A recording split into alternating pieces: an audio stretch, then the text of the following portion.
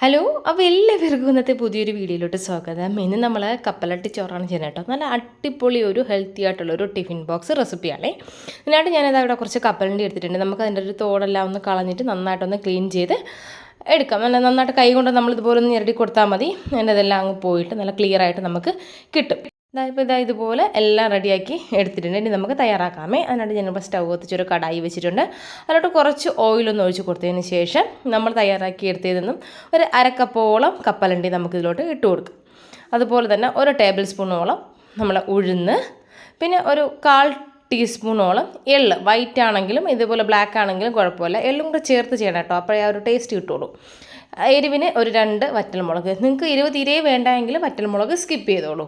നന്നായിട്ട് ഇതുപോലെ ഒന്ന് റോസ്റ്റ് ചെയ്ത് കൊടുക്കുക. കളർ ഒന്ന് ചേഞ്ച് ആകുമ്പോഴത്തേക്കും ഒരു 2 ടേബിൾ സ്പൂണോളം തേങ്ങ ഇങ്ങോട്ട് ഇതിലോട്ടൊന്ന് ചേർത്തിട്ട് നന്നായിട്ട് എല്ലാം കൂടെ ഒന്ന് ഇളക്കി ഒന്ന് യോജിപ്പിച്ച് കൊടുക്കണം.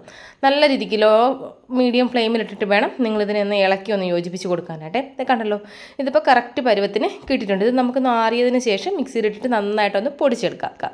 കപ്പലണ്ടി റോസ്റ്റ് ചെയ്ത അതേ പാനിൽ തന്നെ ഞാൻ വീണ്ടും കുറച്ച് ഓയിലൊന്ന് ഒഴിച്ച് കൊടുത്തിട്ടുണ്ട്. നമ്മൾ കണ്ടല്ലോ, കൂട്ട് നന്നായിട്ട് ഞാൻ പൊടിച്ചെടുത്തിട്ടുണ്ട്.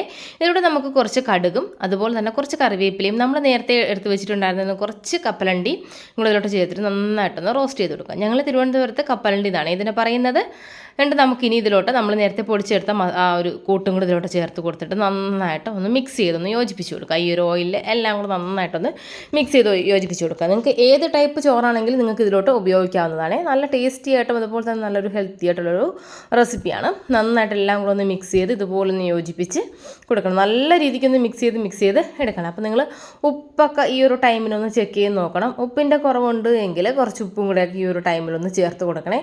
അപ്പോൾ നിങ്ങളിപ്പം ചോറ് വേവിക്കുന്നത് ഉപ്പിട്ടാണ് എങ്കിൽ പിന്നെ എക്സ്ട്രാ ഉപ്പ് ചേർക്കേണ്ട ആവശ്യമില്ല. ചോറ് ഉപ്പിട്ടല്ല വേവിക്കുന്നത് എങ്കിൽ ഇതിലോട്ട് ആവശ്യത്തിനുള്ള ഉപ്പും കൂടെ ചേർത്തിട്ട് എല്ലാം കൂടെ നന്നായിട്ടൊന്ന് ഇളക്കി നല്ല രീതിക്കൊന്ന് ഇളക്കി ഒന്ന് യോജിപ്പിച്ച് കൊടുക്കണേ. കാരണം ഈ ഒരു മസാലേൻ്റെ ഇതെല്ലാം നമ്മൾ ചോറിൽ കിട്ടണം. നല്ല സൂപ്പറായിട്ടുള്ളൊരു റെസിപ്പിയാണ്. ഉറപ്പായിട്ടും ഒന്ന് ട്രൈ ചെയ്ത് നോക്കണം. എന്താ കണ്ടല്ലോ, ഞാനിവിടെ കുറച്ച് പിക്കിളും അതുപോലെ തന്നെ പപ്പടവും എടുത്തിട്ടുള്ളൂ. നിങ്ങൾക്ക് ചിക്കൻ ഫ്രൈ എടുക്കാം, എന്തെങ്കിലും ഫ്രൈ ഐറ്റംസ് എന്തെങ്കിലും ഉണ്ടെങ്കിൽ അതും കൂടെ കൂട്ടി സെർവ് ചെയ്യാവുന്നതാണ്. അതുപോലെ തന്നെ സലാഡ് എന്തെങ്കിലും ഉണ്ടെങ്കിൽ അതും കൂടെ കൂട്ടി. അപ്പോൾ ട്രൈ ചെയ്ത് നോക്കുക, ഫീഡ്ബാക്ക്സ് അറിയിക്കുക.